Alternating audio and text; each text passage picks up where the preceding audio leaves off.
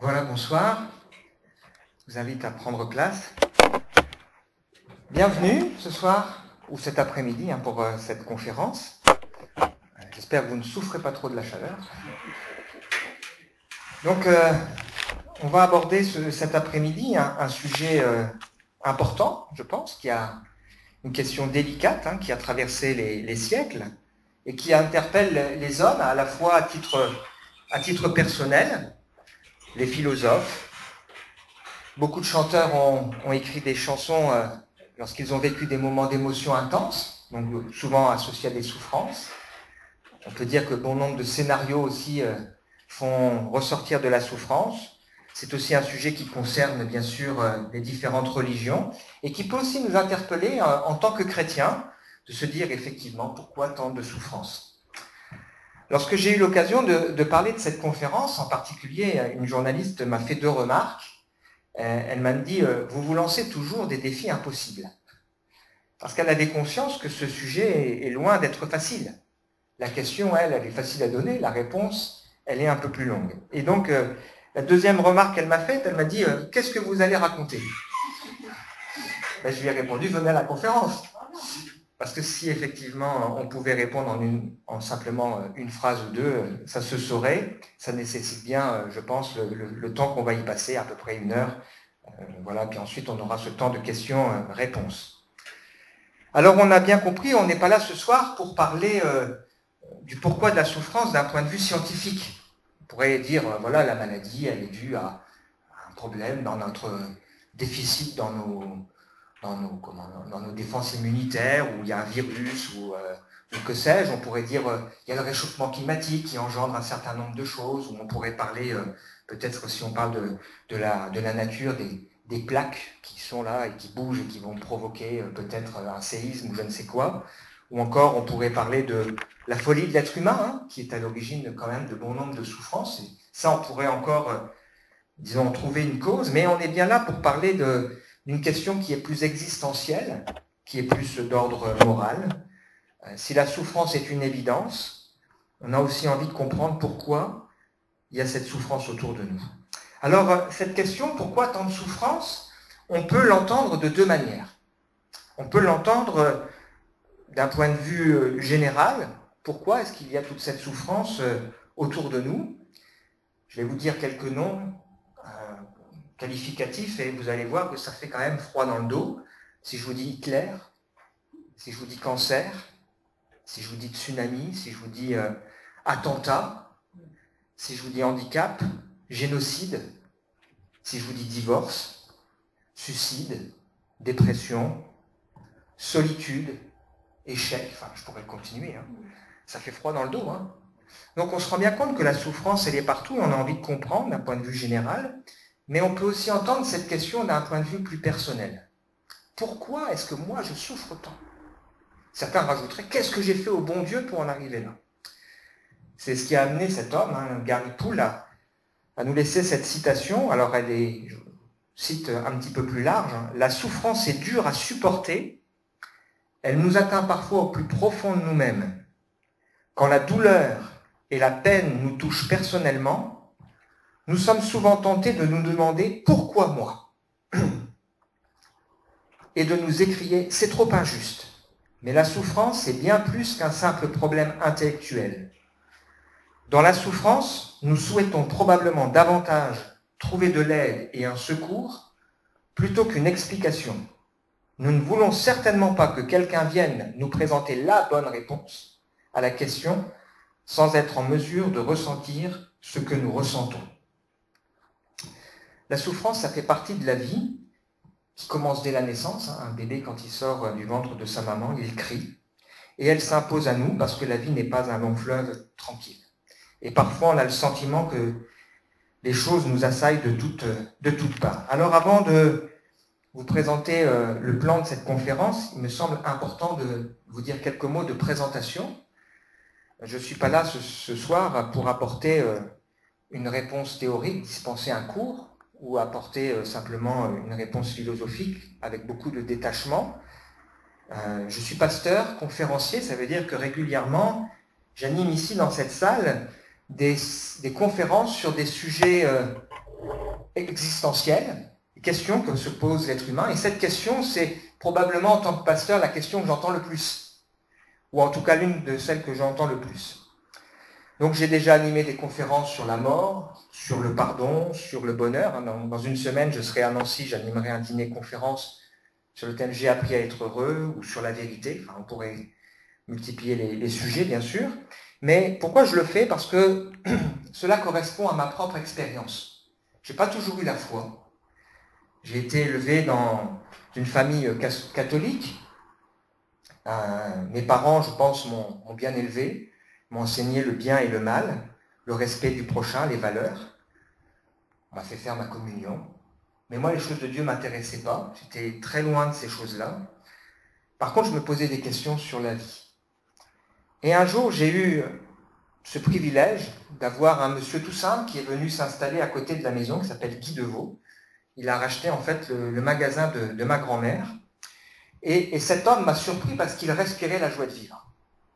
Et quand on a fait un peu plus ample connaissance, j'ai découvert que cet homme qui respirait la joie de vivre, en réalité, sa vie avait été profondément marquée par la souffrance. Il était coiffeur avant à une centaine de kilomètres de là avec son épouse qui l'a trompé, qui a décidé de le quitter. Donc ils ont dû vendre la maison, vendre le salon de coiffure. Lui est tombé dans la dépression, avec des idées de suicide et même de meurtre, de vengeance. Vraiment, il était au bout du rouleau. Et c'est là qu'il a trouvé la foi, et que la foi l'a aidé à sortir de la souffrance, l'a aidé à pardonner. Dieu a fait quelque chose pour lui. Et ça se voyait. Ma mère a fait un parcours similaire au mien, enfin parallèle au mien. Elle était plutôt... moi, je me suis intéressé à Dieu parce que j'étais curieux de me dire, tiens, Dieu peut faire quelque chose dans la vie d'un homme. Et ma mère, elle a eu un parcours parallèle qui était, elle, marqué par la souffrance. À l'époque, mon père était au Liban. Ma mère avait eu des ennuis de santé. Elle était seule pour élever 3 enfants. Et elle se faisait beaucoup de soucis par rapport à mon frère aîné. Et alors qu'elle ne savait pas comment faire face. Là aussi, quelqu'un lui a parlé de la foi, de Dieu qui pouvait faire quelque chose. Et elle a compris qu'elle pouvait trouver en Dieu un secours, se décharger sur lui. Et si j'anime ce type de conférence, c'est parce qu'effectivement, je crois que la foi, ça peut changer les choses. J'ai découvert, de manière concrète et vivante, qu'il est possible d'avoir des réponses à nos questions et qu'il est possible de découvrir Dieu d'une autre manière. Alors après, ma vie n'a pas été un long fleuve tranquille. J'ai moi-même connu des souffrances. Je pense que j'ai malgré tout été préservé de pas mal de mauvais choix, sans doute parce que j'ai essayé de vivre ce que la Bible enseigne. Mais pour autant, j'ai connu la maladie, jeune homme. J'ai dû me faire opérer plusieurs fois. Avec mes enfants, mes 2 grands, à un moment donné, j'ai compris qu'on pouvait mourir de chagrin. Donc, j'ai connu des temps difficiles, mais dans lesquels la foi m'a beaucoup aidé. J'ai aussi eu des blessures, des trahisons, des désillusions. J'ai subi la jalousie, la méchanceté, l'injustice, la calomnie. Récemment, avec mon épouse qui a fait des examens, on s'est inquiété en se disant est-ce qu'il n'y a pas quelque chose de plus grave? Et on a connu aussi cette souffrance de l'attente avant d'avoir une réponse. Ouf, le Seigneur a fait grâce, elle n'a rien. C'est difficile. Donc si j'aborde ce sujet de la souffrance, c'est pas du tout parce que moi je suis exempt de souffrance, mais au contraire parce que je crois que vraiment le Seigneur, la foi qu'on peut mettre en Dieu peut changer les choses. Tout à l'heure, j'aurai l'occasion de donner aussi d'autres témoignages. Donc je suis conscient que ce sujet peut être sensible pour plusieurs. C'est pour ça qu'il faut de l'humilité pour l'aborder. En tout cas, j'essaye de l'avoir, de la douceur et de l'équilibre et de l'empathie. Mais en même temps, ce n'est pas un sujet triste, parce que c'est un sujet plein d'espoir. S'il n'y avait pas d'espoir, ça ne servirait à rien. Une personne m'a dit, vous croyez qu'on peut guérir la souffrance? J'ai répondu oui, je crois qu'on peut guérir la souffrance. Pour l'avoir vécu moi-même, même si parfois il faut du temps et un cheminement, et je crois que la foi, c'est justement d'avoir une espérance. Alors on a le droit de se poser la question, pourquoi tant de souffrance? On a le droit de se poser la question, que fait le bon Dieu? On y viendra. On a le droit de se poser la question, est-ce que Dieu intervient dans ce monde? On y viendra. Alors, quelques réflexions autour de ces remarques qui ont été mises au dos du prospectus. Pourquoi est-ce si difficile alors que tout pourrait être si simple et si beau? Regardez les merveilles de la nature. On n'a pas fini de tout découvrir. Regardez les merveilles du corps humain, regardez les merveilles du cycle de l'eau, par exemple. C'est que l'infiniment grand comme l'infiniment petit. Regardez aussi les belles inventions que les hommes sont capables de faire. Et parfois aussi des actes de bravoure. On a rendu hommage à Arnaud Beltrame, on a aussi des gens qui ont sacrifié leur vie pour d'autres causes. Il y a Mère Teresa, il y a des gens qui font des belles choses, il faut le reconnaître. Donc c'est vrai que tout pourrait être simple et tout pourrait être beau. On a fait beaucoup de belles inventions qui nous facilitent la vie au quotidien, mais je pense que personne au milieu de nous voudrait vivre 50 ans en arrière, sans télévision, sans téléphone portable, sans ordinateur, sans peut-être machine à laver, sans tout ce qui nous facilite la vie au quotidien. Mais en même temps, est-ce qu'on vit mieux? Est-ce que c'est plus simple? Est-ce qu'on souffre moins? Parfois, on regarde certaines situations, on se dit, mais quel gâchis. Il avait tout. Il a tout gâché. Tout pourrait être si simple, tout pourrait être si beau, et parfois les choses, elles disparaissent si facilement. On est aussi très forts, nous les êtres humains, pour transformer des belles choses en catastrophes. La découverte des choses nucléaires, c'est formidable. C'est ce qui permet de faire des radios, c'est ce qui permet aussi de soigner, etc. Mais en même temps, on en fait des bombes. Si on prend le Facebook, par exemple, c'est formidable de dire on met les gens les uns avec les autres en relation. Et j'ai entendu une fois un reportage qui parle d'un syndrome qui existe chez les modérateurs de Facebook. Ils voient tellement d'horreurs qu'ils sont obligés de censurer qu'ils font des dépressions parce que c'est très difficile. Toutes les quelques secondes, il y a une horreur qui apparaît qu'il faut virer, etc. C'est compliqué. Donc il y a tellement de belles choses, mais en même temps, on est capable de tellement tout gâcher. Il est aussi difficile d'évaluer la souffrance et la douleur.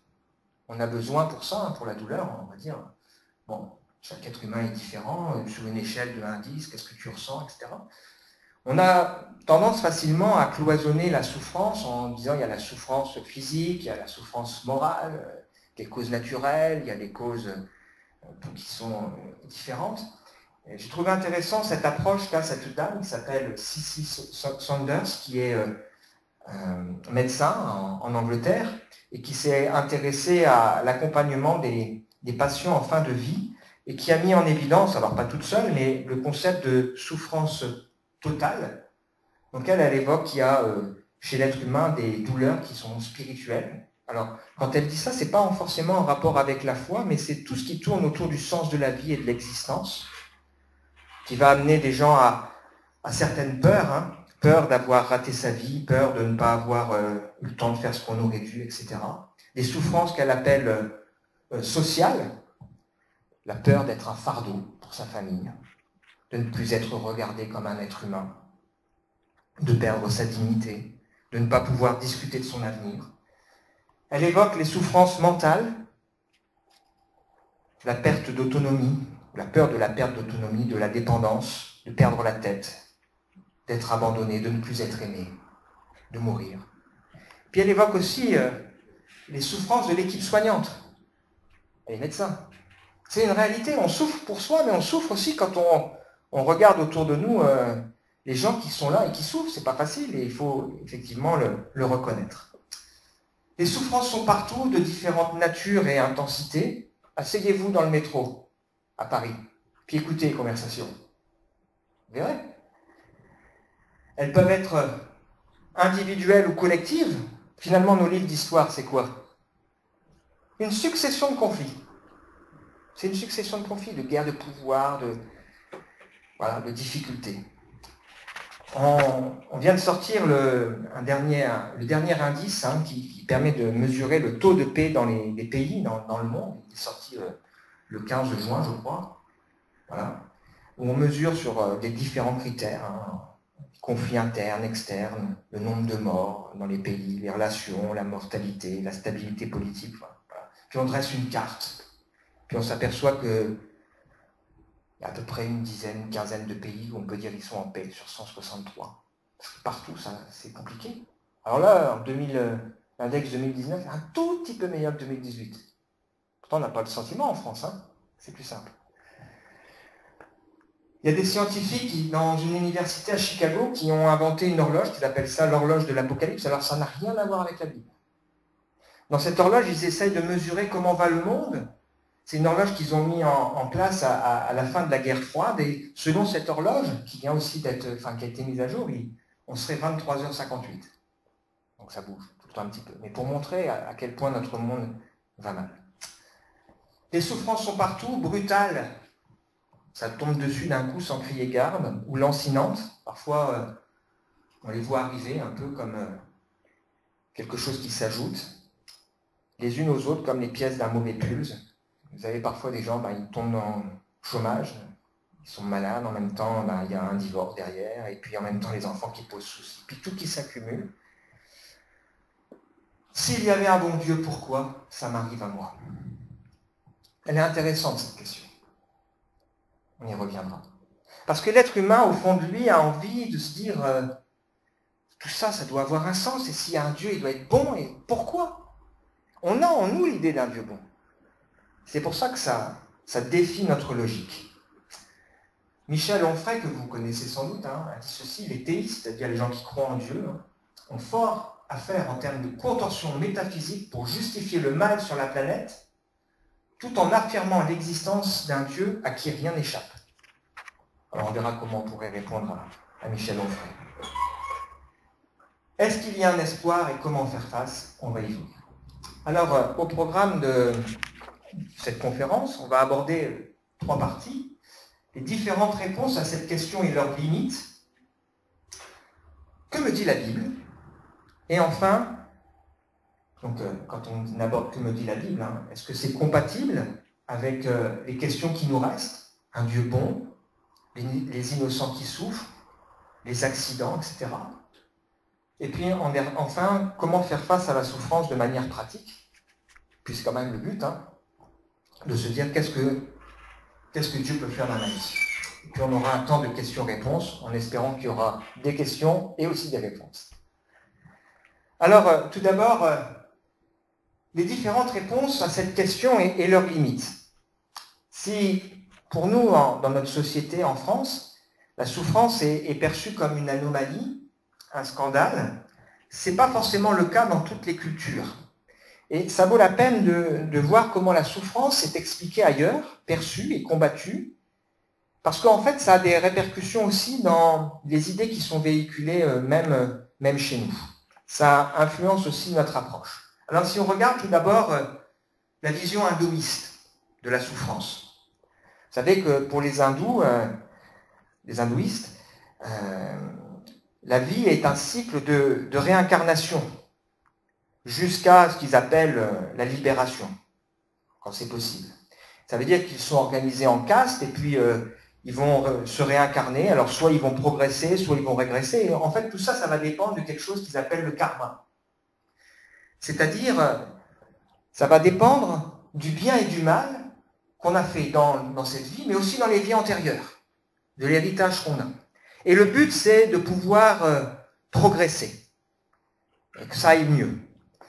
Cette façon de voir les choses, on la retrouve un petit peu aussi chez nous. C'est finalement une vision assez moraliste. Si je fais le bien, ça ira. S'il m'arrive des tuiles, c'est que peut-être j'ai fait quelque chose de mal. Sauf qu'on voit bien qu'il y a beaucoup de choses qui ne collent pas avec ça.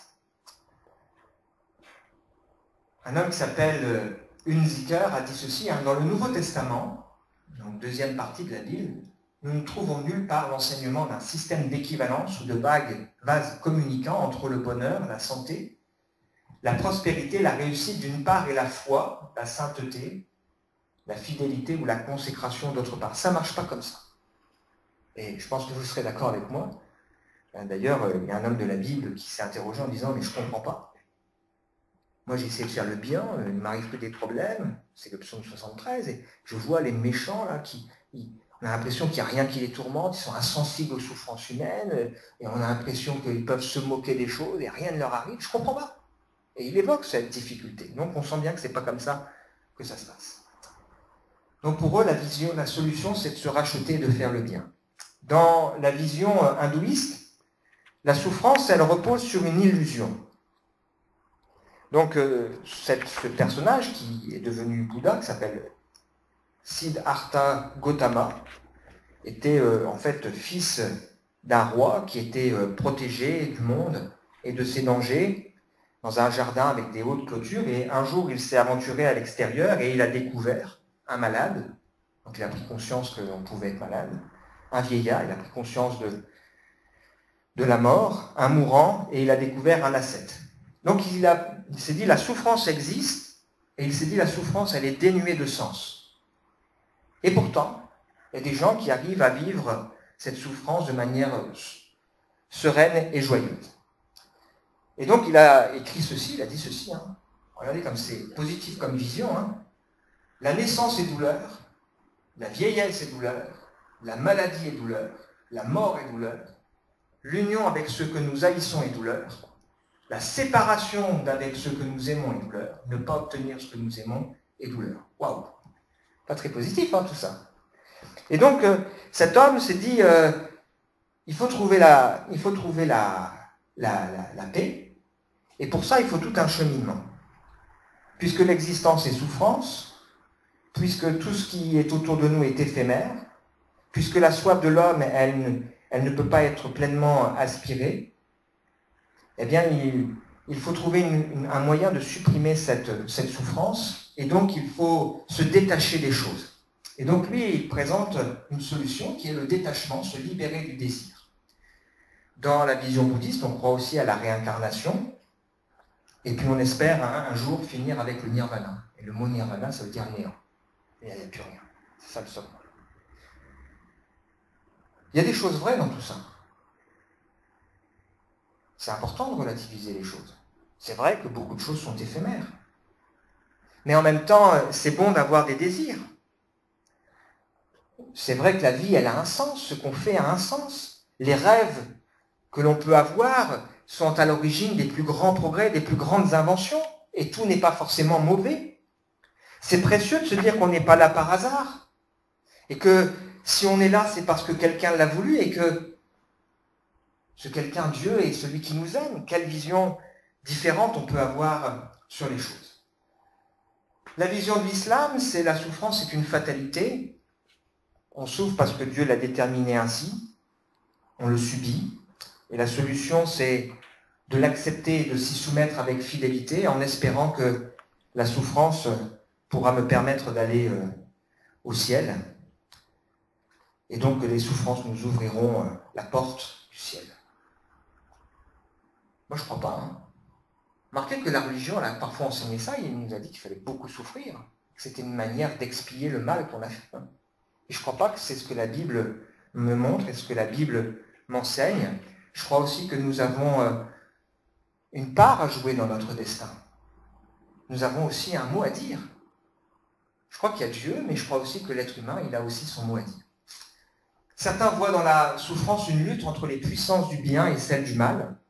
Donc ils disent, s'il y a le bien, il y a le mal, et puis ça lutte, l'un contre l'autre. Certains imaginent même à force égale. Alors c'est vrai que la Bible nous explique qu'effectivement, il y a le diable, qui est l'ennemi de Dieu. D'ailleurs, le mot Satan veut dire adversaire de Dieu et des hommes. Diable, ça veut dire celui qui divise, qui calomnie. Mais la Bible nous montre qu'il y a un gouffre entre les deux. Le diable est un être créé, limité, seul Dieu est tout-puissant, seul Dieu est omniscient, c'est-à-dire qu'il sait tout, seul Dieu est créateur, et si le diable, effectivement, la Bible nous montre qu'il existe, il est limité. Alors, ceux qui ont cette vision se disent que la solution, c'est d'apaiser les esprits. Et vous allez avoir toutes sortes de gens qui vont croire à des choses qui les protègent, des talismans, des choses qui sont à côté d'eux pour leur éviter de souffrir.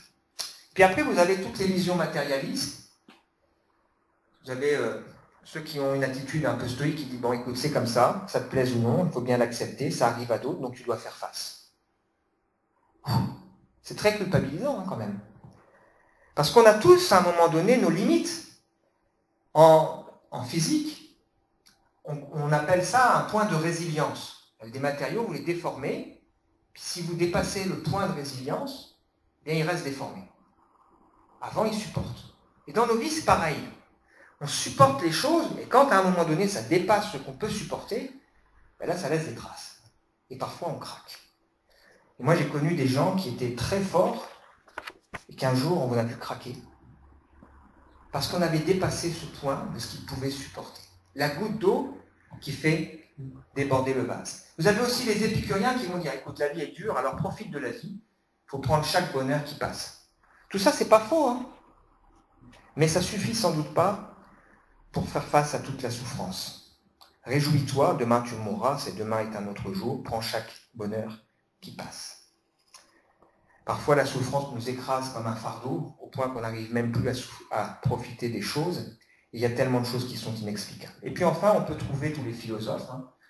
Vous en avez un qui est relativement optimiste, hein, il dit « Le mal et la souffrance, c'est le prix à payer du meilleur des mondes possible. » En gros, aujourd'hui, finalement, c'est le meilleur compromis qui soit.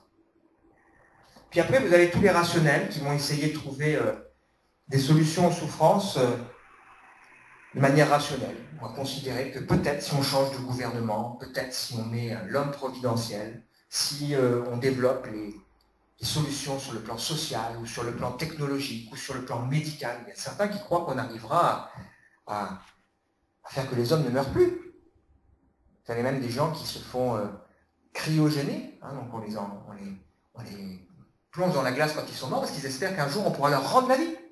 On pourrait leur taper ça sur Internet. Il y a des sociétés, aux États-Unis en particulier, vous avez des gens qui se font... voilà, ils espèrent qu'un jour la science pourra résoudre tous les problèmes. Alors, et Dieu dans tout ça? On peut s'interroger. Certains peut-être même peuvent être en colère contre Dieu, déçus. Comment peut-il me faire subir tout ça? Épicure, qui est un philosophe du 3 et 4e siècle avant Jésus-Christ, pose cette question. Si Dieu est tout-puissant, il peut arrêter la souffrance. S'il est bon, il doit le vouloir. Alors si la souffrance existe, c'est que soit il n'est pas tout-puissant, soit il n'est pas bon, soit il n'existe pas. C'est logique. Est-ce qu'Épicure a raison? J'ai conscience que face à cette question, des personnes qui souffrent peuvent à un moment donné se détourner de Dieu. D'ailleurs, la Bible dit. Elle dit que quand parfois il y a des gens qui s'intéressent aux choses de Dieu, si dans leur vie, les soucis de la vie qui viennent, ça peut étouffer cette démarche qu'ils sont en train d'engager. Si vous prenez le cas de Darwin, par exemple, qui est connu pour la théorie de l'évolution ou de la sélection des espèces, Darwin n'était pas un athée. C'est d'ailleurs quelqu'un qui a fait des études de théologie. C'est quelqu'un qui avait son épouse qui pratiquait la religion et qui même rendait des services à l'église locale. Darwin, il a tourné le dos vraiment aux choses de Dieu parce qu'un jour il a perdu une fille. Tragiquement. Et jusqu'à la fin de sa vie, il ne s'est jamais d'ailleurs défini comme un athée, mais il s'est défini comme un agnostique. C'est-à-dire qu'il ne voulait pas se prononcer. Il ne voulait pas dire que Dieu existe ou que Dieu n'existe pas. La souffrance. Alors on peut aussi aborder la question d'une autre manière et prendre le temps de réfléchir. La Bible nous dit ceci: au jour du bonheur, sois heureux, et au jour du malheur, réfléchis. Si on regarde là, quand même les choses avec honnêteté, est-ce qu'au fond, l'homme n'est quand même pas responsable de bon nombre de souffrances? S'il y a la guerre, s'il y a les armes, s'il y a les divorces, s'il y a même certaines maladies avec certains abus, qui sont liés à certains abus, pas tout, mais ok. S'il y a ce dérèglement climatique, ce réchauffement, est-ce qu'on n'y est pas quand même en grande partie responsable? Vous avez des tornades aux États-Unis, et qu'est-ce qui se passe derrière? Vous avez des gens qui en profitent pour aller voler dans les maisons. Le mal de l'être humain, il est fort quand même. Vous avez des gens qui souffrent, et vous avez des gens qui en profitent pour les exploiter. Regardez l'exploitation des richesses avec les pauvres, on aurait de quoi nourrir tout le monde, on aurait de quoi... Voilà. Est-ce que l'homme, si on est honnête, n'est pas responsable d'un grand nombre de choses. Alain Plantinga, qui est philosophe, a dit ceci: si vous pensez que l'effroyable cruauté existe réellement, alors vous avez un solide argument en faveur de l'existence de Dieu.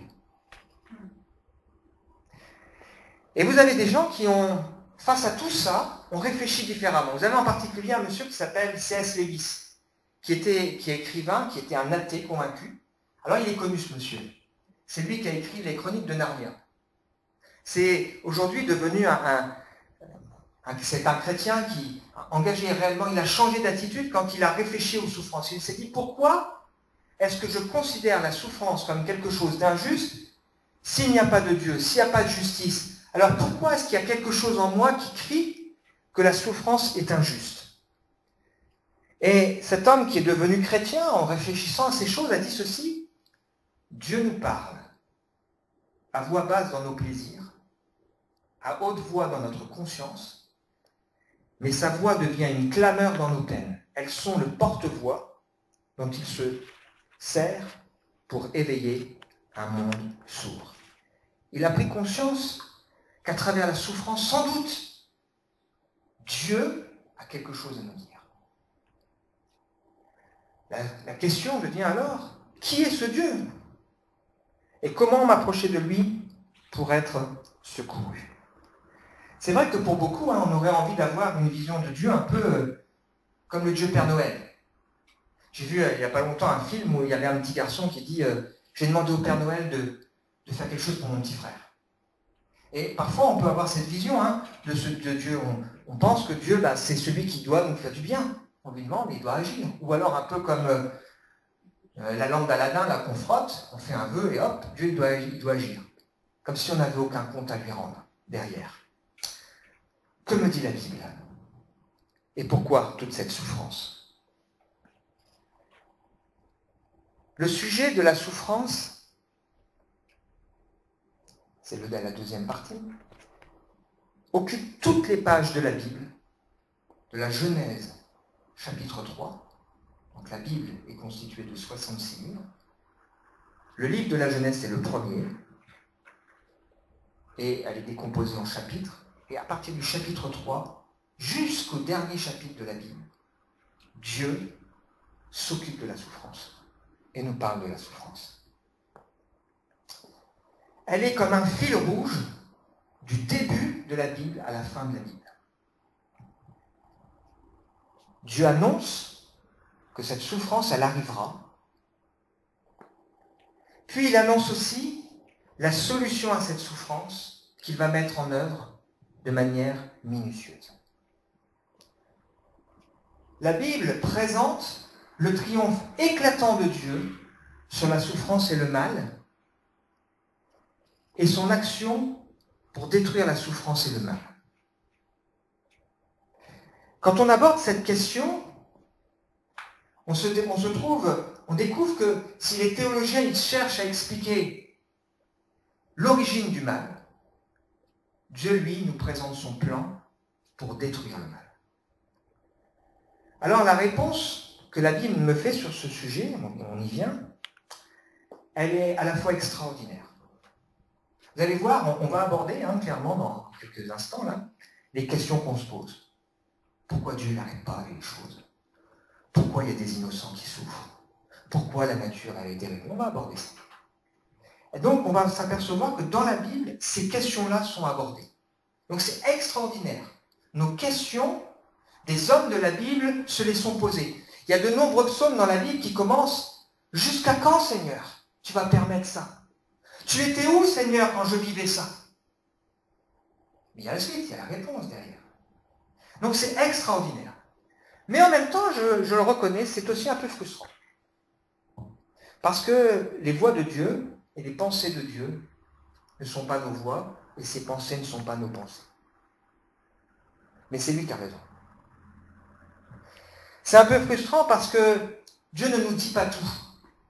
J'anime des cafés-échanges, c'est-à-dire des échanges autour d'un café ou une boisson, peu importe, on l'appelle comme ça, avec des personnes, et une dame à qui j'ai dit, vous savez, Dieu ne nous doit rien.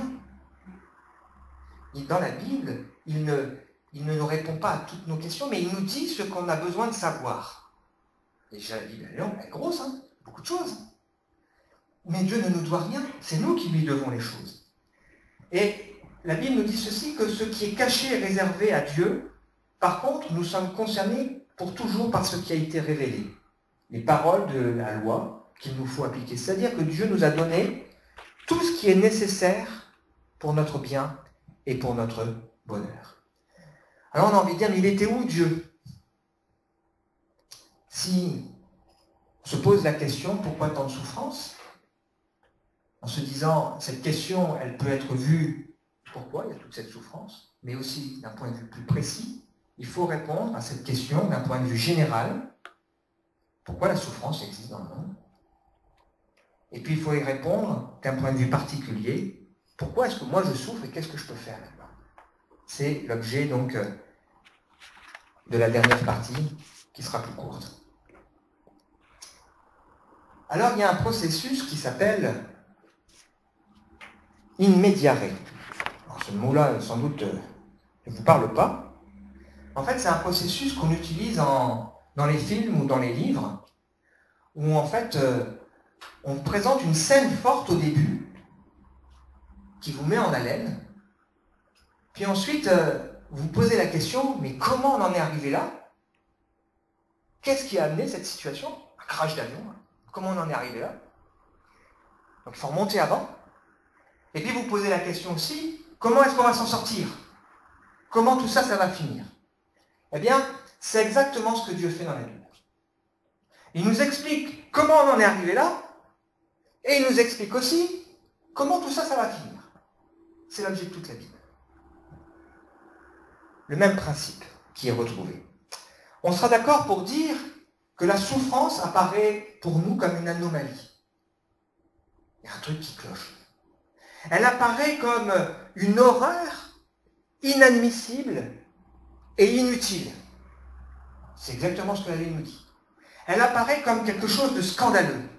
C'est pour ça que ça nous révolte. Comme un immense gâchis. Elle apparaît comme finalement un sabotage de quelque chose de bien qui a été détruit. C'est exactement ce que nous explique la Bible. Elle nous montre que Dieu n'a pas subi tout ça, qu'il n'a pas découvert le problème une fois qu'il est arrivé. Il le savait même avant que ça n'arrive, et il avait déjà prévu la solution. Il nous explique que notre monde a été créé d'une manière extraordinaire, avec beaucoup de sagesse, de beauté, une variété, un équilibre, par la volonté d'un Dieu créateur qui va ajouter à la fin de sa création l'être humain, qu'il place dans un cadre idéal, bienveillant, un environnement sécure, où il prend en compte ses besoins les plus profonds, besoin d'un vis-à-vis, l'homme a une femme. Besoin d'amour, il a donc son épouse et il a ce lien privilégié avec Dieu. L'homme est un être doué d'intelligence, c'est pour ça que Dieu le laisse libre de créer, de découvrir, de donner des noms aux animaux, la liberté de faire des choix. Et il montre aussi que l'être humain a été créé avec un besoin d'adorer et de reconnaître son Créateur. Si vous lisez les premières pages de la Bible, vous verrez que Dieu a tellement de respect pour l'être humain qu'il lui laisse le choix. Il dit, tu peux faire tout ce que tu veux. Il y a juste une chose que tu ne peux pas faire, que tu ne devrais pas faire. Tu ne devrais pas manger des fruits défendus. Parce que si tu le fais, tu vas souffrir. Et tu vas mourir. Et qu'est-ce que l'être humain fait? Il fait le choix de ne pas écouter et de toucher à ce fruit qui est défendu. Et la Bible nous explique donc qu'avec le péché qui est venu, le mal est entré dans le monde. Et si vous lisez les premières pages de la Bible, vous voyez qu'à la suite de ça, rapidement, tout s'est dégradé. La peur est venue. L'homme est séparé de Dieu. Dieu devient quelqu'un qui lui fait peur et dont il se rend compte que la communion est rompue. La jalousie bientôt naît entre les enfants d'Adam et de Ève. Rapidement, vous découvrez la violence, puisqu'il y en a un qui va tuer son frère. Et puis, il va même trouver moyen de mentir. Là, le mal est venu et le mal se propage comme une gangrène. On comprend que la souffrance sur le plan physique, elle résulte de tout un cheminement. Il nous faut aussi comprendre que la souffrance, d'un point de vue moral, découle de tout un cheminement. Et donc, dès les premières pages de la Bible, on découvre que Dieu savait et qu'il avait déjà prévu la solution. Une solution qui soit compatible avec son amour, sa patience, sa justice, le mal doit être puni, le respect de la liberté humaine, mais aussi le respect des lois de la nature. Elle nous montre que Dieu n'est pas du tout indifférent à ce que nous vivons, mais que ce Dieu-là, il a choisi de s'incarner, de venir dans un homme qui s'appelle Jésus, un homme qui est venu souffrir. C'est quand même remarquable. La Bible nous dit que Jésus, c'est l'homme de douleur habitué à la souffrance. Celui dont les hommes ont détourné le regard. La Bible nous montre que Dieu qui a choisi de nous donner la solution, a choisi de s'incarner, se mettre à notre place, souffrir à nos côtés et nous apporter la solution. Jésus est mort sur une croix pour subir à notre place les conséquences du péché dans nos vies et nous permettre d'être réconciliés avec Dieu. Il se présente dès les premières pages des évangiles en citant des textes de l'Ancien Testament qui annonçaient la venue de ce Sauveur. Il va accomplir entre 300 et 400 prophéties bibliques, comme celui qui est venu pour proclamer une bonne nouvelle, comme celui qui est venu pour guérir ceux qui ont le cœur brisé, comme celui qui est venu pour proclamer à ceux qui sont captifs une délivrance, pour que les aveugles puissent recouvrir la vue, pour publier la grâce de Dieu.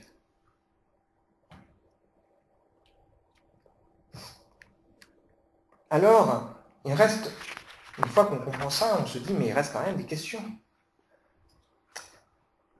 Pourquoi est-ce que notre monde va aussi mal?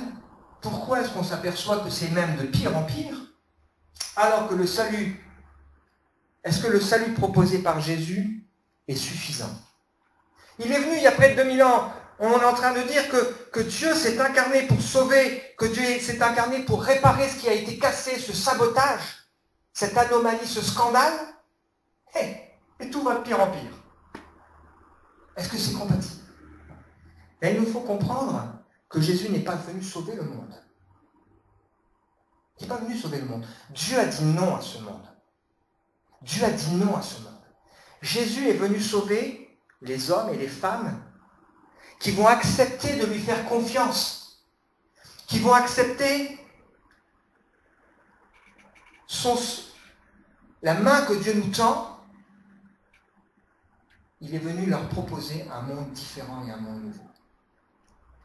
Et si vous lisez le dernier livre de la Bible, le livre de l'Apocalypse, vous avez la description de ce que Dieu propose à ceux qui lui font confiance. Il dit qu'un jour, il créera de nouveaux cieux, une nouvelle terre, et il le décrit par ces mots. La mer aura disparu, c'est-à-dire les épreuves, les souffrances de la vie auront disparu. La mort, les cris, les douleurs, les larmes n'auront plus leur place. Dieu aura sa pleine place. Il comblera les désirs des hommes. Il n'y aura plus de frustration, plus de choses qui sont insatisfaites en nous. Il n'y aura plus d'obscurité. Les enfants, ils ont peur dans le noir. Le noir, c'est quelque chose qui fait peur parce qu'on ne sait pas qu'est-ce qui va se passer, qu'est-ce qui va. Il n'y aura plus d'obscurité. Elle décrit cela en disant il n'y aura plus de souillure, il n'y aura plus de honte, il n'y aura plus de mensonge. La tromperie, tout ça sera disparu. Il n'y aura plus de guerre entre les nations. Je ne fais que citer la Bible. Plus personne ne sera rejeté ou maudit.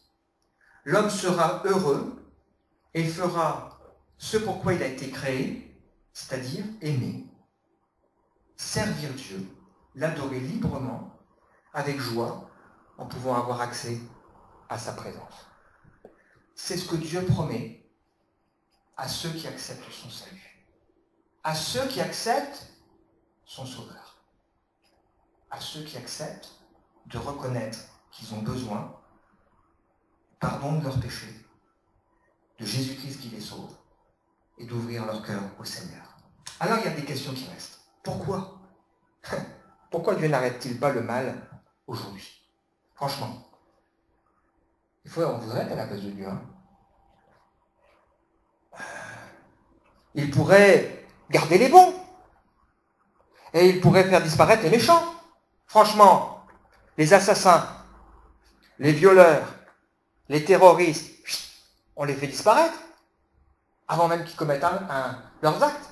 Là, ça pose quand même un souci. Parce que si on les faisait disparaître avant qu'ils commettent leurs actes, on pourrait toujours se dire, est-ce que Dieu avait raison? On est tous d'accord pour dire qu'il y a clairement des choses abominables, intolérables, inacceptables. Dieu l'évoque, et il dit, quoi? Qu'il fait preuve de patience.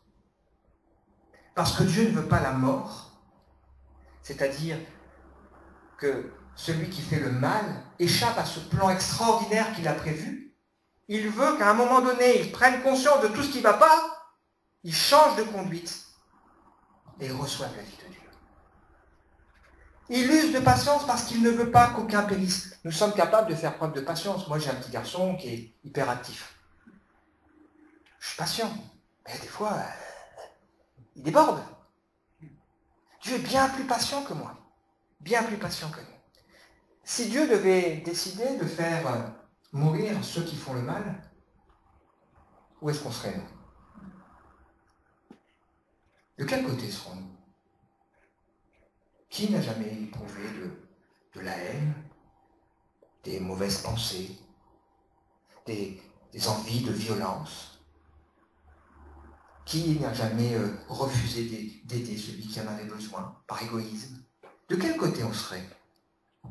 Un homme a dit ceci, qui s'appelle John Wenham, « Nous sommes tous des pécheurs et pour cela nous méritons la mort. Nous ne méritons aucun des bienfaits dont nous sommes comblés. Si Dieu semble faire preuve d'injustice, ce n'est pas parce que son châtiment est trop grand, mais c'est parce qu'il est trop bon. » C'est la vision qu'avait cet homme. Si ça nous paraît injuste, est-ce que c'est à cause du mal ou est-ce que c'est finalement à cause du bien? On pourrait se dire aussi, mais quand même, ok, d'accord, ça d'accord. Mais est-ce que Dieu quand même ne pourrait pas empêcher certains actes de se commettre? Eh bien, la Bible nous dit que si, il le fait. Elle nous dit que justement, il retient.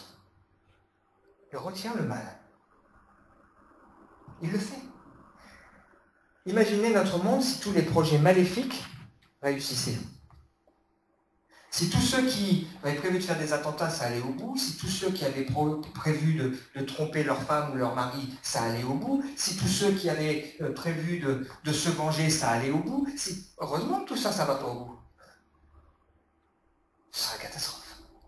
Donc si on pense que Dieu ne fait rien, ce n'est pas parce qu'on ne voit pas que Dieu ne fait pas. Et la Bible, justement, nous dit que Dieu retient le mal. On peut se poser encore la question, mais au moins, le Seigneur, s'il est tout-puissant, il pourrait rattraper systématiquement les erreurs des hommes. Le gars là qui tire, il pourrait faire que, hop, celui qui est mort, il se relève. Un peu comme dans les dessins animés. Il meurt et puis hop, il se relève. Il pourrait faire que celui qui abuse de certaines substances, il n'y ait pas de conséquences dans sa vie. Il pourrait faire que celui qui fait du mal aux enfants, tout ça, ok. Imaginez notre monde si jamais il n'y avait aucune conséquence de nos actes. Il n'y aurait plus de limites. Ce qui retient beaucoup les gens aujourd'hui, c'est quoi? C'est la peur. La peur des conséquences, la peur des sanctions. Mais si on disait, tu fais ce que tu veux, il n'y a aucune conséquence. Il n'y aurait plus de limite au mal. Il n'y aurait plus aucune limite. Et heureusement qu'il y a quand même des conséquences au mal que l'on fait. Alors on se dit, mais est-ce qu'on doit en conclure que si on souffre, c'est de nos fautes, c'est de notre faute? C'est à cause du mal qu'on a fait? Oui et non. Oui et non. C'est vrai que parfois, la Bible montre que Dieu arrête des gens dans leur folie. dans ce psaume que je citais tout à l'heure, où cet homme de la Bible se pose la question, on commence son psaume en disant « Dieu est bon ».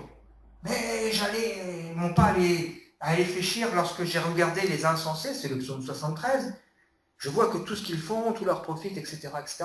Il dit c'était difficile. Et à un moment donné, j'ai regardé et j'ai vu que parfois Dieu les prend, les méchants d'un coup, hop, tout part, tout bascule du jour au lendemain. Et on a des exemples. Un fameux acteur ou homme de cinéma là, qui d'un coup, sa vie, son monde s'effondre. D'un coup, on peut penser que quand même Dieu intervient et il fait des jugements dans la Bible. On le voit avec un roi qui se disait « je fais ce que je veux », paf, d'un coup il est mort. Donc Dieu agit. Donc oui, ça c'est vrai. Mais non, en même temps, effectivement, tout ce que nous souffrons n'est pas les conséquences de nos fautes. Et heureusement. Imaginez ce que nous dit ce texte. Dieu est tellement plein de pitié, de miséricorde.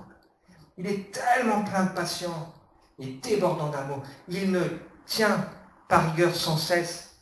Son ressentiment vis-à-vis de l'être humain ne dure pas toujours. Il ne nous traite pas selon le mal que nous avons commis.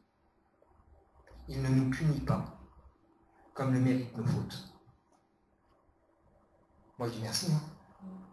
Parce que si je suis honnête, je me dirais, heureusement que Dieu ne me punit pas pour tout le mal que j'ai pu faire ou penser. Imaginez un monde si chaque péché était puni. Ouais. Plus rien. Tout aurait disparu. Alors on se pose encore la question, mais la souffrance, elle n'a aucun sens. Pourquoi? Un jour, les disciples vont poser la question à Jésus. Ils se promènent et voilà un aveugle de naissance. Pose une question saugrenue. C'est qui a péché? C'est lui ou c'est ses parents? Il est né aveugle. Je ne sais pas comment il aurait pu pécher avant de naître. Pas possible. Puis ce serait quand même terrible de se dire ses parents ont péché, c'est lui qui trinque. Remarquez que c'est comme ça quand même. On y viendra tout à l'heure. Jésus va répondre, c'est afin que l'œuvre de Dieu soit manifestée en lui. La souffrance, elle a aussi ce but, je crois, ce que disait cet homme, C.S. Lewis, elle est comme un haut-parleur qui nous crie. Regarde. Et c'est vrai qu'on est d'accord pour dire que heureusement, parfois, qu'on a une petite douleur qui nous permet d'aller voir le médecin et puis on dit, oh là là, heureusement que vous êtes venu, sinon ça aurait dégénéré. Donc la souffrance, elle a ses vertus, qu'elle évoque qu'il y a un dysfonctionnement, qu'il y a quelque chose qui ne va pas, pour nous prévenir d'un mal qui soit plus grand. Et Jésus va se servir de ça pour dire, mais Dieu veut faire cette œuvre, son œuvre dans la vie de ce garçon. Il va le guérir, mais surtout il va se révéler. Et c'est vrai que beaucoup de gens se tournent vers Dieu parce qu'ils prennent conscience qu'il y a tellement de difficultés et de souffrances qu'à un moment donné, ils ont besoin de quelqu'un de supérieur qui fasse quelque chose pour eux. Il y a un homme qui va rendre un témoignage extraordinaire, il s'appelle Joseph. Il est connu, il fait partie des 12 qui ont donné les 12 tribus, fils d'Isaac, donc Abraham, Isaac, fils de Jacob, pardon. Et ce garçon, franchement, il a tout su. Rejeté par ses frères, il est vendu comme un esclave. On veut le faire mourir. Ensuite, il est livré, il se comporte bien, Dieu est avec lui, il réussit dans la maison de son maître. La femme de son maître veut coucher avec lui et faire croire que c'est lui qui veut. Lui, il refuse, il dit « Je ne ferai pas un aussi grand mal devant Dieu et devant mon maître ». Elle l'accuse ensuite en disant « Il a voulu coucher avec moi alors que ce n'était pas vrai ». Paf, retour casse-prison, Dieu est avec lui. C'est ce que nous dit la Bible. Là, il est en prison, il passe quelques années, il y a des gens qui débarquent, il les aide, et hop, on l'oublie, et on le laisse dans le trou. Et Dieu intervient, à un moment donné. Et puis, il se retrouve à la tête du pays d'Égypte, il y a une famine, encore un drame. Et voilà que ses frères, qui pensaient qu'il était mort, arrivent, et il va les aider. Et il va laisser des phrases extraordinaires, ceci. Dieu m'a fait oublier toutes mes peines. Il va donner ce nom-là, ça s'appelle Manassé, à son premier fils. Dieu m'a fait oublier toutes mes peines. Waouh! Et puis, quand il verra ses frères qui tremblent en disant tu vas te venger, il va dire ceci, vous aviez médité de me faire du mal, Dieu l'a changé en bien. Pour accomplir ce qui arrive aujourd'hui et pour sauver la vie à un peuple? Non. Il n'y a que Dieu qui peut faire ça. Faire oublier les peines et changer le mal en bien. Alors il y a encore des questions. Pourquoi y a-t-il tant d'innocents qui souffrent? Et c'est vrai. C'est vrai. Des enfants, des femmes abusées, violentées, des gens exploités, des victimes, tsunami, attentat. Tsunami qui a eu lieu en décembre, une quinzaine d'années, je ne sais plus exactement la date. C'est une église qui a été ravagée. Pourquoi? Il y a des gens là qui étaient croyants. Il faut savoir que nous sommes dans un monde solidaire et interdépendant. Et nous sommes à la fois victimes et coupables. Parfois on est victime, parfois on est coupable. Parce qu'on est dans un monde qui fait partie d'un tout et qui est solidaire. Mais Dieu se présente comme celui qui soutient la veuve, l'orphelin, comme celui qui veut sauver les causes qui sont perdues. Et puis depuis tout à l'heure, on se focalise sur le mal, mais il y a aussi le bien. Si on croit en la justice de Dieu, ça veut dire que Dieu est aussi sensible au bien qu'on peut faire. Et finalement, on a aussi autour de nous l'occasion de manifester de bonnes choses en nous. Le soutien, etc. Un jour, on va poser la question à Jésus. On vient le voir, on lui dit, écoute, il y avait là des gens, ils étaient en train, dans un temple, de faire un sacrifice à Dieu, là. Paf, le roi Pilate, le gouverneur Pilate, il les fait mourir. Qu'est-ce que tu dis, toi? Il dit, mais c'était pas le plus grand pécheur que les autres. Mais ça nous parle. Ça nous parle et ça nous montre quoi? C'est que la vie est courte. Repentez-vous afin que vous ne périssiez pas. Il va même en rajouter une couche. Il va dire, il y avait une tour, là, la tour de Siloé, elle est tombée sur 18 personnes, paf, ils sont morts. Pensez qu'ils étaient plus coupables que les autres? Non.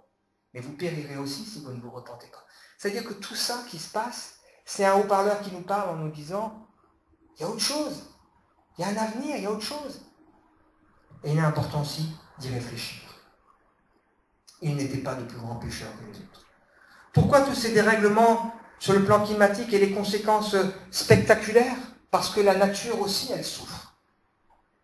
La nature aussi a été marquée par le mal et par le péché. La Bible d'ailleurs nous dit qu'elle souffre, elle soupire et elle souffre. Les douleurs de l'enfantement, elle aspire à autre chose, comme nous d'ailleurs. Dieu ne cache pas ces choses. Pourquoi y a-t-il des chrétiens qui souffrent? Vous savez que les chrétiens, c'est les gens qui souffrent le plus au monde. 245 millions qui sont fortement persécutés dans le monde. Un chrétien sur 9. Il y a aujourd'hui, c'est des chiffres, vous pouvez regarder sur Internet, en 2018, 4305 personnes chrétiennes qui ont été tuées parce qu'ils se disent chrétiens. 3150 qui sont détenus en prison. 1847 églises qui sont marquées, qui ont été ciblées, qui ont été abîmées. Jésus n'a pas caché ces choses. Il n'a pas dit que si on était chrétien, on éviterait le mal. D'ailleurs, il nous donne une parabole pour nous expliquer comment on doit se comporter. Il nous dit, voilà, par rapport à tout ce que je vous ai dit, vous êtes amené à construire comme une maison. C'est votre vie que vous construisez. Soit vous allez écouter ce que je dis, et vous allez construire sur des bases solides, soit vous allez en faire qu'à votre tête. Comme si vous construisiez sur du sable. Dans un cas comme dans l'autre, le vent va venir, le vent, la pluie va venir, et puis les ouragans vont venir. La différence, c'est que la maison, elle tiendra pas. Donc Dieu ne cache pas que qu'on soit chrétien ou pas chrétien, on subira, et on aura même des souffrances et des difficultés. Mais Jésus ira même plus loin. Il dira même que celui qui veut vivre fidèlement, il souffrira. Oui, mais il n'y a pas de raison. Le serviteur, il n'est pas plus grand que le maître. Jésus a souffert. S'il y a bien quelqu'un qui a souffert de manière injuste, c'est lui. Et il nous dit qu'on va souffrir si on veut être croyant. Mais il nous dit ceci. Je vous ai dit ces choses pour que vous ayez la paix. Ailleurs, il dira la joie aussi. Vous aurez des épreuves, mais prenez courage, parce que j'ai vaincu le monde. Ça veut dire que dans ces souffrances, on va y venir, c'est la dernière partie, j'y arrive, qui sera plus courte, on n'est pas tout seul. Et c'est vrai que les épreuves, dans la vie du croyant, elles nous rappellent notre dépendance. elle donne du sens aussi à la Bible. Si les hommes qui ont la foi n'avaient pas connu des difficultés, des souffrances, la Bible, vous pourriez la réduire de, je ne sais pas moi, peut-être diviser par 10, il n'y aurait plus grand-chose. Mais c'est parce que des gens ont traversé des difficultés qui nous ressemblent, qu'on peut reconnaître aujourd'hui dans nos vies, que quand on lit la Bible, on se dit « Ah ben oui, il a connu ça, et voilà ce qui s'est passé, comment Dieu lui a parlé, comment Dieu l'a aidé, comment Dieu l'a secouru. » C'est aussi ce qui fait que le chrétien, quand il voit quelqu'un qui souffre autour de lui, il a de la compassion. Et il se dit « Mais c'est dur la vie, c'est vrai que c'est dur. » C'est aussi dans ces moments-là qu'on mesure à quel point, avec mon épouse, il n'y a pas longtemps, on se disait « Comment font les gens qui n'ont pas Dieu ?» Dans une épreuve. Quel privilège de savoir que Dieu est là, il tient nos vies. On peut se décharger sur lui, on va y venir.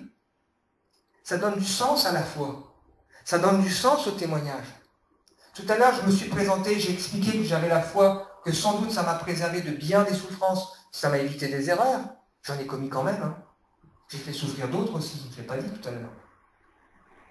Mais en même temps, ça donne du sens.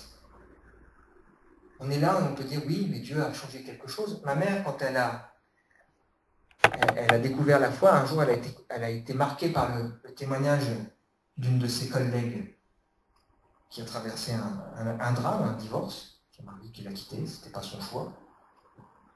Et elle s'est dit, quand elle voyait cette femme, avant d'avoir... se dit, cette femme, elle a quelque chose que moi j'ai pas.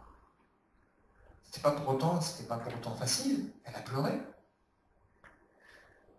Ça donne du sens à la grandeur et au secours de Dieu dans le concret. Alors, dernière partie, avant d'avoir ce temps de questions. Comment faire face à la souffrance en pratique? J'aimerais vous laisser le témoignage d'un pasteur. Il s'appelle Noël Harry. Donc je l'ai appelé, bien sûr, avant, et j'ai échangé avec lui, je lui ai dit, est-ce que tu m'autorises? Il m'a dit, oui, au contraire, tu peux donner. C'est un pasteur qui est sur la région parisienne, dans une implantation d'église. Et un jour, il a eu son petit garçon qui avait à peine 2 ans. Ils ont vu qu'il y avait quelque chose dans ses yeux, ils l'ont conduit à l'hôpital. Ce petit garçon, il avait une hépatite fulminante, ça s'appelle. Ils ont passé à peu près 6 mois à l'hôpital. D'un coup, le gamin qui... Et ils en sont arrivés à une extrémité terrible. On avait d'ailleurs réouvert un service pour eux pour faire des examens en disant si on ne lui fait pas une greffe, il meurt dans les 2 jours. Et ce pasteur a évoqué comment il a vécu les choses. C'était difficile, il disait, avec ma femme, on s'accrochait à Dieu, on était à l'hôpital, on avait aussi des enfants là, qui sont morts, c'était difficile. Il dit, on avait fait une prière. Pas tout seul, Seigneur, et pas en vain. Il a rendu ce témoignage à notre pastoral, il n'y a pas tellement longtemps, où Dieu est intervenu miraculeusement, il a donné une partie de son foie à son petit garçon, qui s'en est sorti, et ils ont eu une petite fille après, de la fidélité de Dieu qui les a soutenus, malgré cette épreuve difficile, sur certains points incompréhensibles, du soutien qu'ils ont ressenti aussi avec des chrétiens qui leur ont écrit. Nous, on lui a écrit, on a été lui, on ne connaissait pas, mais on lui a écrit. On prie pour vous. Et puis aussi de voir que le Seigneur a pu intervenir et lui apporter sa grâce. Et il m'a dit ceci, tu sais, je lis plus les textes de l'Apocalypse, ceux que j'ai cités tout à l'heure, où il nous est dit que Dieu lui essuiera toute larme de nos yeux de la même manière. Ça prend un sens différent pour moi. Je comprends bien ce qu'il dit. J'ai dit, tu sais, je comprends bien, moi j'ai un petit garçon, on a adopté, je lis plus les textes où la Bible nous dit que si on se tourne vers Dieu, c'est comme si Dieu nous adoptait de la même manière, parce que ça a du sens pour moi. Parce que ça résonne en moi d'une manière toute particulière. Dieu qui essuie les larmes de nos yeux. J'aimerais nous inviter à nous approcher de Dieu pour être secourus dans nos besoins. Il y a ce texte de la Bible qui nous dit que Jésus est toujours vivant, qu'il peut sauver parfaitement ceux qui s'approchent de Dieu par lui, et qui, un autre passage, nous invite à nous approcher du trône de Dieu, un trône de grâce, avec assurance. Là, Dieu nous accordera sa bonté, nous donnera sa grâce, afin que nous soyons secourus au bon moment. Ce texte nous explique que devant Dieu, tout est à nu et tout est à découvert. Ça veut dire qu'on n'a pas besoin à Dieu de dire, écoute, vois ce que je vis et je vais t'expliquer. Non, il le sait. La Bible va jusqu'à nous dire qu'avant même qu'on soit né, Dieu nous connaissait. Il avait déjà écrit tout ce qui... Pas écrit dans le sens où c'est lui qui dirige, mais il avait écrit sur son livre tout ce qui allait se passer parce qu'il le savait. Elle nous dit que même les cheveux de notre tête sont comptés, que les pas de nos vies sont comptés, que les larmes de nos yeux sont comptées. Dieu a un regard extraordinaire sur nos vies. Donc il sait ce qu'on vit. Et ce texte nous dit aussi qu'il peut pleinement nous comprendre parce que Jésus est venu et il s'est mis à notre place.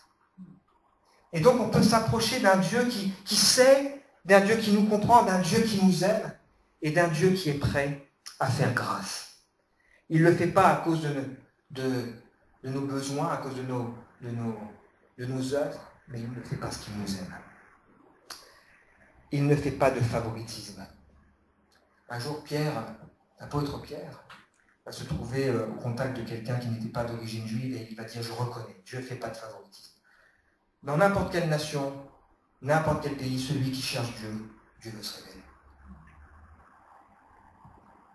Il nous comprend pleinement, il sait ce que nous vivons. Dieu ne fait pas de favoritisme. Et la Bible nous dit qu'il voit la peine et la souffrance pour prendre en main leur cause. Le texte, d'ailleurs, est environné de passages où on dit « Mais pourquoi il y a tout ce mal, toutes ces souffrances ?» Mais cette assurance, Dieu voit la peine et la souffrance pour prendre en main leur cause. Deuxième chose qu'on peut faire, on peut crier à Dieu. Quand un malheureux crie, l'Éternel entend. La Bible est faite de 75% de témoignages de gens qui ont vécu des choses comme nous. Et il nous laisse cette promesse, quand un malheureux crie, l'Éternel entend, c'est le roi David qui nous laisse cette promesse. Il essaie de vivre correctement, persécuté, de manière injuste. Obligé de fuir, et puis là il se retrouve à un endroit où celui qui est là sur place, il veut le faire mourir. Dans sa détresse, il dit « J'ai crié à Dieu et l'Éternel m'a exaucé ». Et il invite, en composant ce psaume 34, en disant « Ce que moi j'ai vécu, vous pouvez le vivre aussi. J'ai crié à Dieu. Et Dieu a fait quelque chose.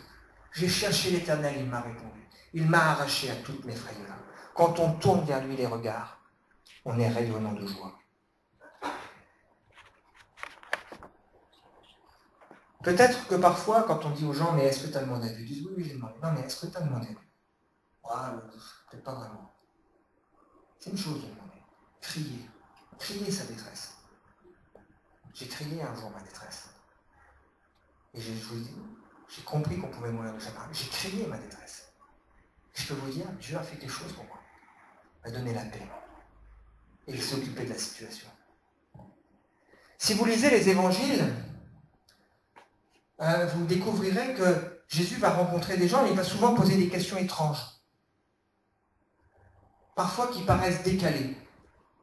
Elles sont là pour nous faire comprendre que si Jésus connaît, il veut aussi qu'à un moment donné, on exprime clairement les choses.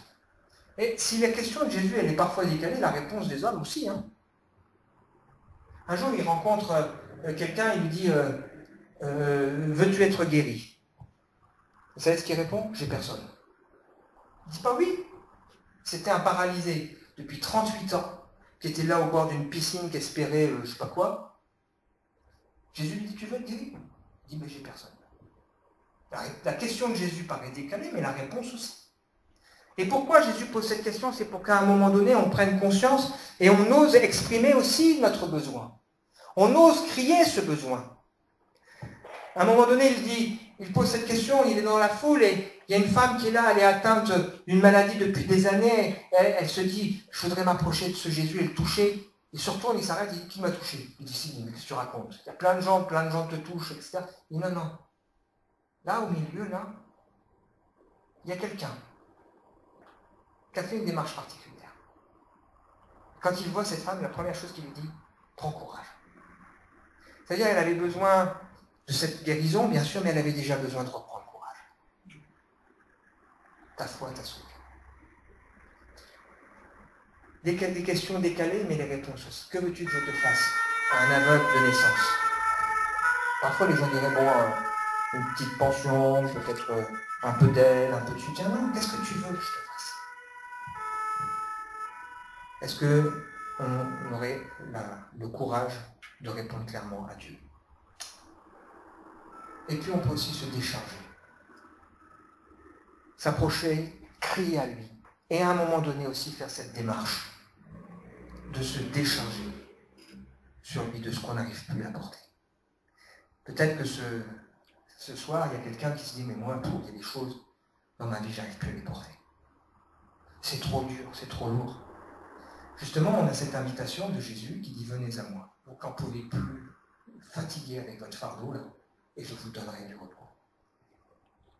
Quand on souffre, on a aussi besoin d'avoir des gens qui disent, qui nous écoutent, qui sont là capables d'avoir une oreille. On a aussi besoin d'avoir parfois quelqu'un qui soit simplement là à nos côtés, pas tout seul, comme disait ce pasteur.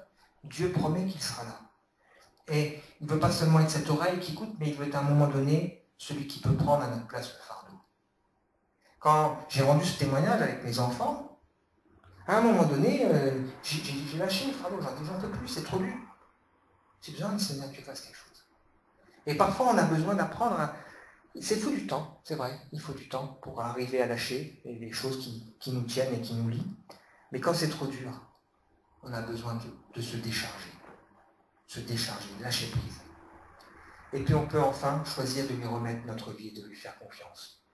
Ce texte de la Bible, fais de l'Éternel tes délices et il te donnera ce que ton cœur désire. Remets ton sort à l'Éternel, confie-toi en lui, c'est lui qui agira. J'espère que nous l'avons compris. On n'a pas seulement besoin que Dieu intervienne dans une situation, on a besoin de Dieu dans notre vie. Sinon, on passe à côté de l'essentiel. Ça devient le Dieu Père Noël, à l'effet, ou le Dieu la lampe d'Aladin, on frotte, donne-moi. Mais là, c'est cette démarche qui consiste à comprendre qu'à un moment donné, c'est pas seulement besoin de Dieu qui intervienne, mais on a besoin que Dieu prenne une place dans notre vie. Fasse quelque chose dans le quotidien. Il change un peu. La première victoire dans les épreuves, elle commence dans notre cœur. Les situations ne sont pas réglées, mais déjà, c'est la manière dont on les appréhende qui devient différente. Il peut nous guérir, il peut nous consoler de notre passé.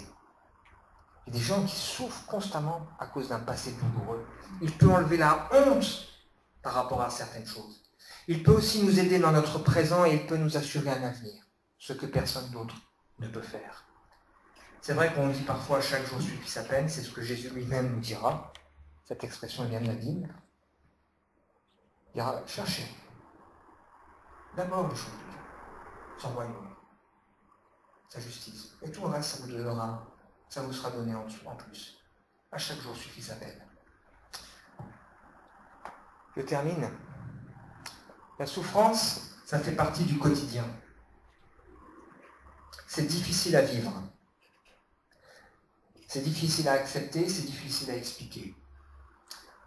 On l'a vu ensemble, la Bible est d'une incroyable lucidité. Elle nous dit les choses, mais elle nous laisse une espérance extraordinaire. Un avenir éternel. Plus de douleur, plus de larmes, plus de souffrance. On a vu que Dieu parle, et en particulier, comme le dit cet homme, Lewis, à voix basse dans nos plaisirs. Je crois que Dieu aime qu'on soit heureux. À haute voix dans notre conscience. Mais sa voix devient une clameur dans nos peines. Un porte-voix dont il se sert pour réveiller un monde sourd. Dieu veut changer, et il peut changer le mal en bien, pour nous éviter un malheur encore plus grand, la perdition éternelle, loin de lui. Un homme s'appelle Job, à qui Dieu a consacré un livre entier, plus de 40 chapitres, un gros livre de la Bible, autour de la souffrance de cet homme qui était juste. Au milieu de ce livre, alors qu'il est sans solution, que tout lui tombe dessus. Il a perdu ses enfants, il a perdu ses biens, il a perdu sa santé, il a tout perdu. Il garde l'espoir et il dit ceci: ah, si quelqu'un voulait consigner mes paroles, il a été exaucé. Si quelqu'un voulait bien les graver dans un livre, que d'une pointe en fer ou d'un stylet de plomb, elles soient incisées pour toujours dans le roc. Mais je sais, moi, une chose: mon défenseur est vivant. Il se lèvera sur la terre pour prononcer le jugement. Après que cette peau aura été détruite, moi, dans mon corps, je contemplerai Dieu. Cet homme, dans sa souffrance, il dit: j'ai une espérance. La foi, et pourquoi on fait ces conférences, c'est pour partager l'espérance qui est en nous. La chose la plus terrible pour quelqu'un, c'est quand on lui dit: il n'y a plus d'espoir. C'est fini. Avec Dieu, il y a une espérance. Pour le présent, mais aussi pour l'avenir. Un avenir éternel. Oui, moi je le verrai, prendre alors mon parti, et de mes propres yeux je le contemplerai. Il ne sera plus un étranger pour moi. C'est ce que je nous souhaite aux uns et aux autres. De pouvoir dire: voilà, je sais. Et je crois que Dieu fera quelque chose pour moi, que c'est lui qui aura le dernier mot. Voilà, on arrive au terme de cette conférence. Pourquoi tant de souffrance? Bien sûr, je veux laisser un temps aux questions-réponses, si on a. C'est un sujet difficile, hein? Oui? Moi, je voudrais parler de quelqu'un à propos de la souffrance. Je trouve que c'est le grand absent, et pourtant, celui qui est à l'origine de tout, c'est Satan, qui a juré de ne pas servir l'homme, et qui s'en est pris directement au premier homme, et qui est à l'origine de la souffrance. Oui, alors j'en ai parlé, hein, on ne peut pas tout dire, hein, le sujet est vaste, comme je disais, ça occupe toutes les pages de la Bible, hein, de la deuxième page pratiquement jusqu'à la fin. Donc je l'ai évoqué un peu, mais c'est vrai. En fait, c'est surtout pour dire que le grand espoir, la grande espérance, c'est vraiment la promesse que Jésus a faite et qu'il l'a prouvée par sa résurrection. Tout à fait. Hein. Déjà d'avoir eu le dessus sur la mort et de nous promettre cette vie éternelle à ceux qui croient en lui. En fait, tout à fait. Voilà, moi, c'est mon... Alors le diable, je le disais tout à l'heure, hein, Satan, ça veut dire adversaire. Ouais. Donc c'est l'adversaire de Dieu et des hommes. S'oppose au plan de Dieu. C'est pour ça qu'il est à l'origine du sabotage de ce monde, du péché qui est entré dans le monde. Voilà, celui qui calomnie, c'est le calomniateur aussi, qui transforme la vérité en mensonge, etc. Et effectivement, hein, la Bible nous montre que sur la croix, Jésus a non seulement pleinement satisfait la justice de Dieu, mais il a triomphé. Il a triomphé aussi de la mort parce qu'il est ressuscité, on le croit. Il est vivant. Et il a assuré à ceux qui mettraient sa confiance en lui qu'ils pourraient aussi vivre cette espérance de résurrection. C'est vrai. Autre remarque ou autre question? En fait, juste pour finir, ce que j'ai aussi compris, c'est que c'est l'explication du fait qu'il n'y a pas de logique dans la souffrance, et que souvent, c'est même ceux qui défendent le Christ ou la bonne nouvelle, ou qui veulent parler du message, qui seraient attaqués d'après la Bible. Il a dit et Paul a beaucoup dit aussi qu'il a souffert beaucoup à cause de son travail, de son choix, de défendre la vérité. La Bible nous explique, hein, elle nous dit elle nous parle du mystère du mal. Donc c'est quelque chose, voilà, on se dit pourquoi il y a le mal, pourquoi Dieu a le mal. Alors Dieu, c'est pas lui qui a l'origine, hein, il ne fait pas l'origine du mal, Dieu ne fait rien de mal. Le mal, c'est l'ennemi qui l'a voulu, effectivement. Il est venu pour triompher. C'est vrai que l'être humain, il souffre. Certains souffrent directement des conséquences de leur péché, ou de leur mal.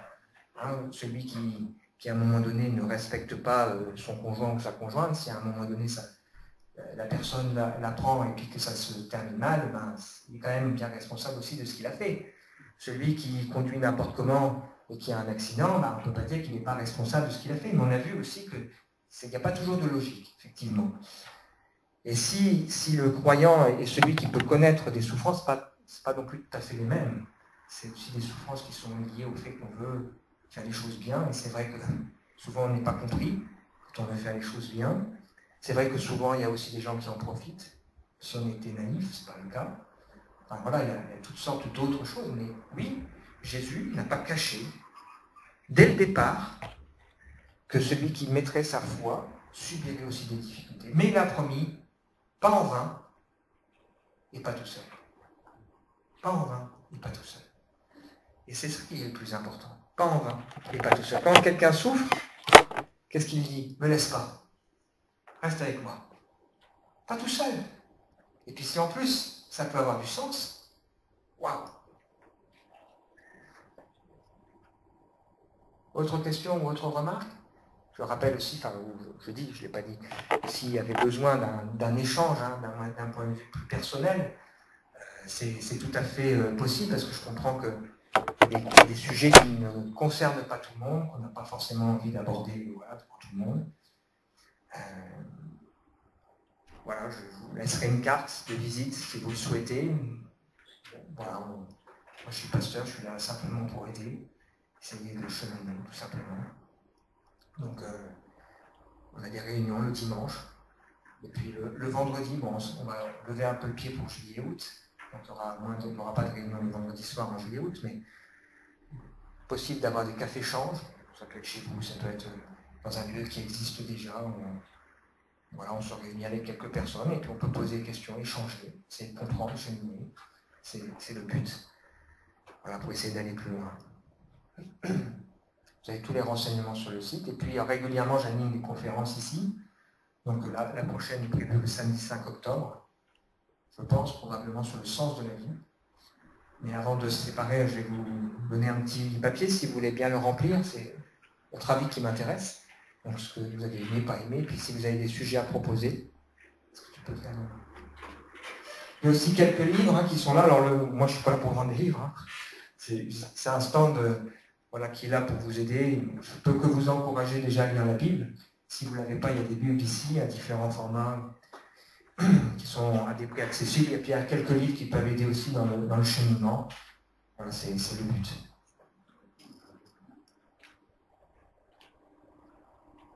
En tout cas,